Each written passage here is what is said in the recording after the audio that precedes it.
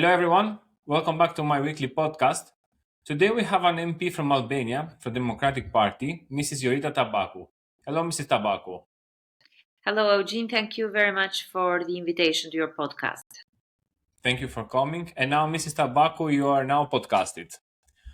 I would like to ask you about your political career into politics, like into the Democratic Party. I know that you're a member of the parliament since 2013. How did it start it and how is it going till today? See, I've been in the Democratic Party of Albania since I was a kid. Since when I was 16, I was part of the youth forum, and I never thought I would be a public figure of this party. I finished my studies in United Kingdom, and when I came back in 2005, I started to work for a British company as a consultant here, and then I was continuing my PhD. In 2009, Mr. Berisha invited me to be part of the government in the position of the Deputy Minister of European Affairs. And since then, I have been continuing being part of being a public figure of the party and being part of the politics. From 2009 to 11, I was Deputy Minister of European Affairs. 2011-2013, I was Deputy Mayor of the city of Tirana. And 2013 onwards, I have been in Parliament in different positions. First as a political spokesperson of the parliamentary group, then as Deputy Chair of the Finance Economic Committee, and now as Chair of the European Affairs Committee. Okay. And how is politics going on in Albania? I know it's quite difficult since 2013 when the socialist government took power, and I would like to hear your story about it. It is, of course, not an easy situation for the opposition after 3 years, where there has been an internal discussion. Let's say, let's be diplomatic and use the word discussion on the developments of the party, but also on the unification of the party during the last year. And now the focus is, of course, on elections, but during the last 12 years, Albania has regressed in several areas. I am not happy to say that I'm chair of the European Affairs Committee, but when I go outside, people ask me about fight against corruption, fight against organized crime. Migration is a real challenge for the country. Media freedom. There are several areas which are linked with fundamentals, which for the moment are regressing. It is true that the country has opened negotiations for membership in the EU, and negotiations for four clusters are underway. And now we are in a situation where the country should show that there is real progress, which I'm sorry to say it's not happening. Albania has a real problem with elections, with free and fair elections, with organization of elections, and also a problem with the justice institutions and dependence of justice from politics. Okay. And as you said, Albania has opened some chapters starting the negotiations to enter into the European Union. Do you think that Albania is ready to enter into the European family, or is it just because of the war of Ukraine that the procedure is becoming more fast for the Albanian integration? The situation is such that negotiations are opened because of a geostrategic and geopolitical decision of after the Russian aggression towards Ukraine. The integration of the region has become a priority, and with the region trying to protect itself from third partners, the European Commission has been much more supportive of integration. Does Albania deserve to open negotiations? I believe that the country should have opened negotiations in 2013 when the country was ready. Now we do not meet the criteria, we do not fulfill the criteria, but the Albanian people deserve this process to proceed. Okay. And even if I know that the Albanian people deserve and they are pro-Europeans, do you think that the government is ready, like the institutions are ready to to enter into a European Union which is facing so many issues in a geopolitical level, as you said, with the war in Ukraine, Trump administration, competition from China and India? The public administration, it is somehow taking part in the first exercise, and the first exercise is screening, opening of clusters, which is quite technical. It does not require a lot of expertise. It just requires to know the Albanian legislation. Now we are really in the challenge of showing that the Albanian public administration is ready. I'm sorry to say that this process is not becoming a national process. This process is not becoming a national discussion. It's not becoming a national priority, but it is only a government-led exercise. NGOs are not involved, the civil societies are not involved, the stakeholders are not involved, business associations are not involved, unions, trade unions are not involved. So for the moment, this is being kept very bureaucratic, but the European integration process makes sense, and is it's really a transformation force if everyone is taking part in this process, and if this is all inclusive. Okay. And let's leave the European Union and let's focus now on Albania. Some days ago, if I'm not mistaken, last weekend, the Democratic Party organized its first primaries for the list that they are going to be introduced for the members of the National Parliament. And you were the most elected female candidate from this list. So congratulations, first of all, about it. Thank you. But I would like to ask you, how is the Democratic Party evolving? What is it suggesting and what is it proposing for a better Albania of tomorrow? We are in the process, as you say, to unfold the list of members of parliament.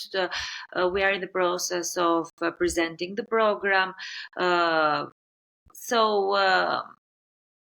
We are in a process of developing a lot of tools, but also trying to come up with a strategy, for elections. And now we are, I believe, in a good situation where the program is being explained.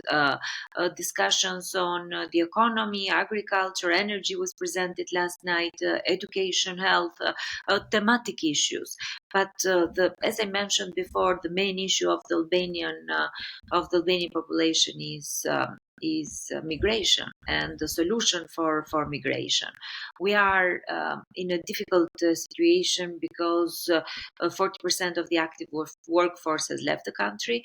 Most of them are middle class, are opinion makers, are people who really make a difference in the communities. And this is the main focus also for the opposition, where we are trying to come up also with a reply for this group. In terms of the economy, the flat taxes is presented, a fiscal code with changes in the system of taxes, a change in the way that public procurement, but also public financial management is organized, and also a shift in priorities towards sectors like technology of information, agriculture, and education, which have been underfunded during the last years. Okay. And the Prime Minister is very often saying that the immigration reality in the European Union is not so great as it used to be. It's better, he says, to work in Albania than to work in Germany or Belgium or France. Do you agree with it? First of all, this is not true, because what the Prime Minister is saying does not reflect the reality. For example, he was saying that salaries are higher in Greece than in Albania, where the average salary in Albania is around 700 euros. In Greece is 1,300 euros. He was saying that pensions are higher in Albania, where in Greece they are around 800 euros. In Albania they are less than 240 euros. So first of all, figures do not match the reality. figures are totally different from what the reality is. Second, he's selling a reality about no taxes, about competition, about a market that here it's not present. Uh, the situation in the Albanian economy is that 90% of the people pay higher taxes. Paying higher taxes from 15 to 23% has created a disparity, a feeling of not being equal in the system. And this has ruined the taxpayer basis, but this has also ruined the fiscal basis. This is resulting in a feeling that meritocracy does not exist, a feeling of not fairness. And if you can call something the Albanian fiscal system, you can call it not a fair system. You can call it a system of privileges, meaning that the economy produces only for a few hands and a few people. Okay. And so you think that Albanians are living for economic reasons or also for social reasons? Because, for example, here, if you are jobless, the state gives you for a couple of years.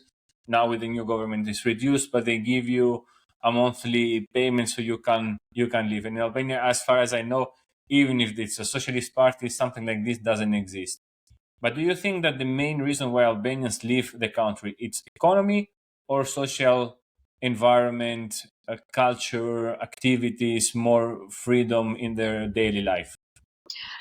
First of all, the main reason why people are leaving is because the European integration process is not coming. People do not see the change in their lives. The second reason is economy. The third reason is corruption, which is eroding the system. The fourth reason is with the quality of life. With the fact that the quality of education, quality of healthcare are not those that a country like Albania should have, a candidate member for the European Union. So there are several issues which I believe have been the push forces for migration, but mainly linked to economic and corruption. Okay. And if the Democratic Party on the 12th of May it's a winning party and is going to be the government, what are their plans for tackling the corruption?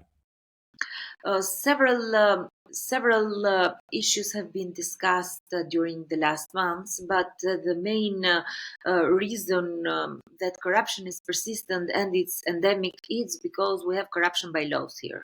Most of the corruption happens in parliament with laws that are being brought there with exemption from taxes, and the plan that Democratic Party of Albania has presented has a solid and a strong proposal regarding the fact that no exemptions from taxes will be made that target specific sectors or specific businesses, and secondly, free competition.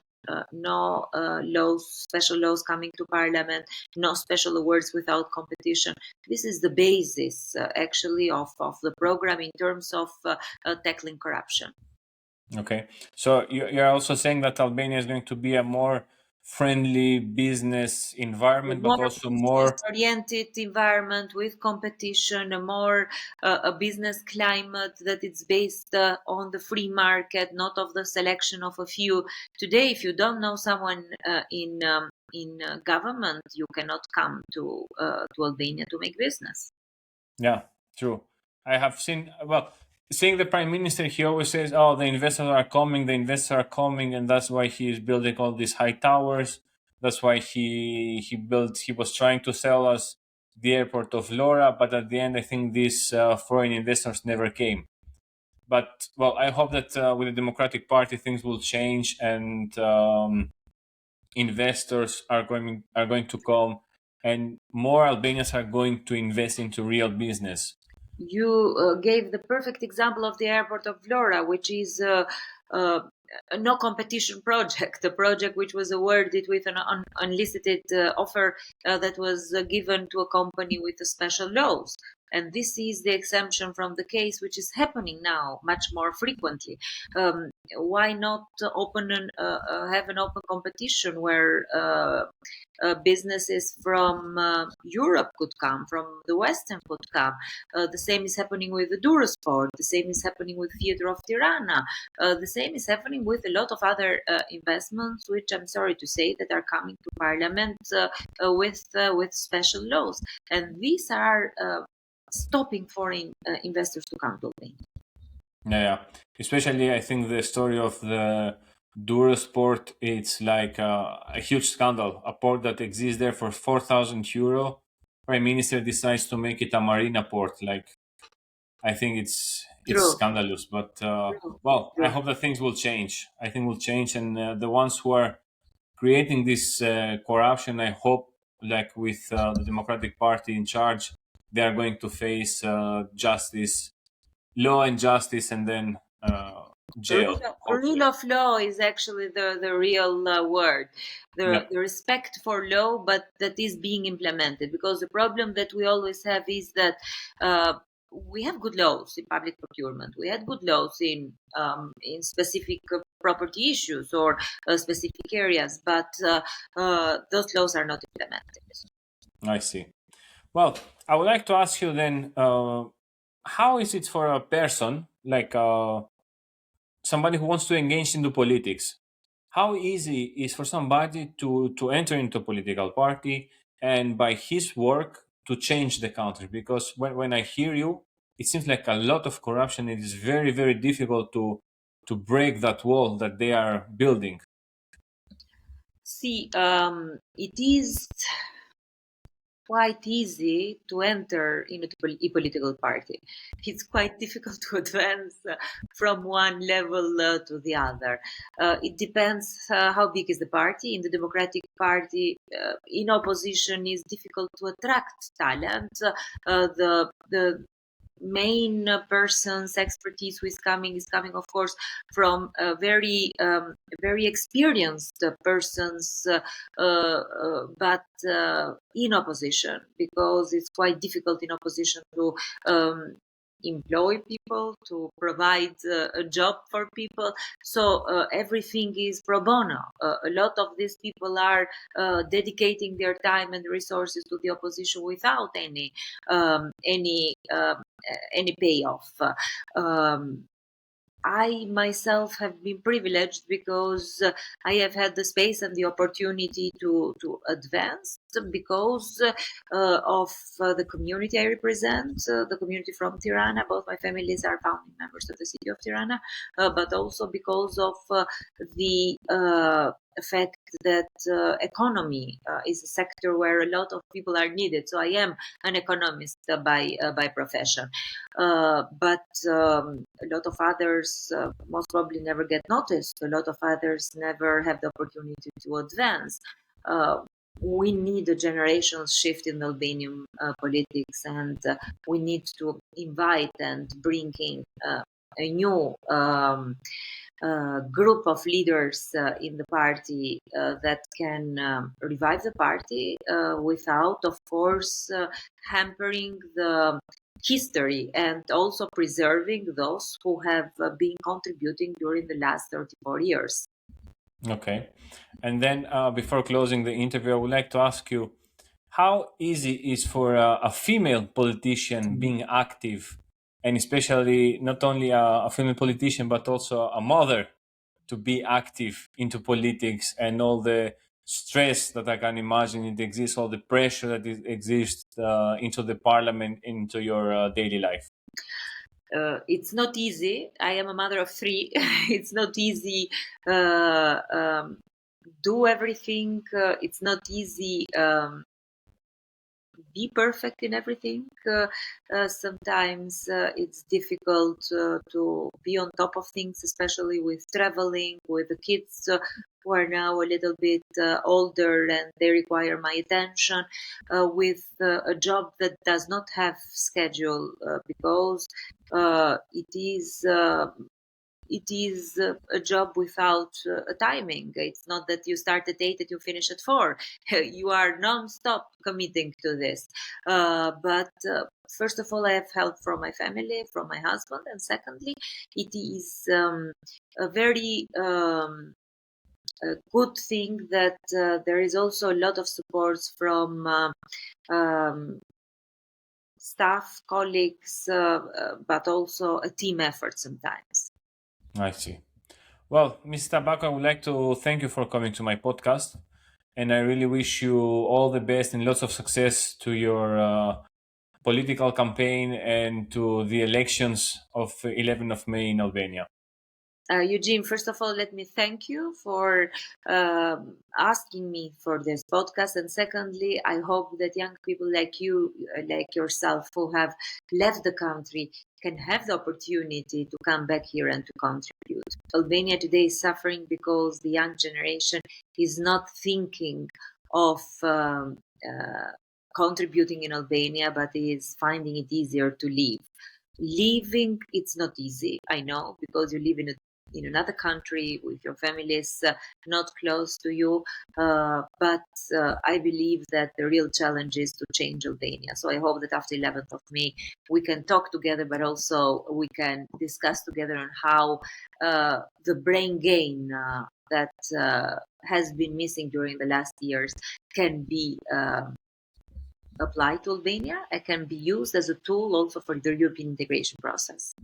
Well, I would like to say, as you know, I'm active. Well, and I think there are many young people who are trying to help Albania, from wherever they are in the European Union, but also around the world. But the corruption system is really hard for us to do something in our country. But still, from where we are, we try to do our best, and we try to help you and the Democratic Party to win. And I really hope that after we will reach it, and after the 11th of May, we can contribute even more to a better Albania and a more European Albania. True, true. Thank you very much. Thank you for coming. Thank you, everybody, for watching my podcast.